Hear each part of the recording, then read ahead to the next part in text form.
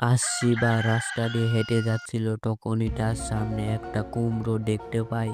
আর শিবা বলে, আরে এই কুমড়োটা এখানে পড়ে আছে, যাই আমি এটা বাড়ি নিয়ে যাই আন্ডা করে খেয়ে ফেলি, তাহলে অনেক ভালো লাগবে।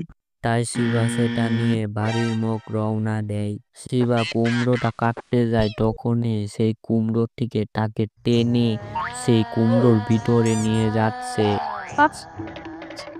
ভিতরে চলে আছে, কেউ আমাকে। তখনই সেখানে রেবা চলে আসে। রেবা দেখে অবাক হয়ে যায় আর ভাবতে লাগে কি করব।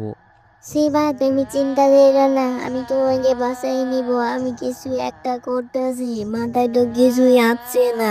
বন্ধুরা, তোমরা যদি জেনে থাকো যে শিবাকে কিভাবে রেবা বাঁচাবে, তাহলে কমেন্টে বইলা যাও। আর পরবর্তী পার্ট দেখতে চ্যানেলটা সাবস্ক্রাইব করে সয়ে যাও।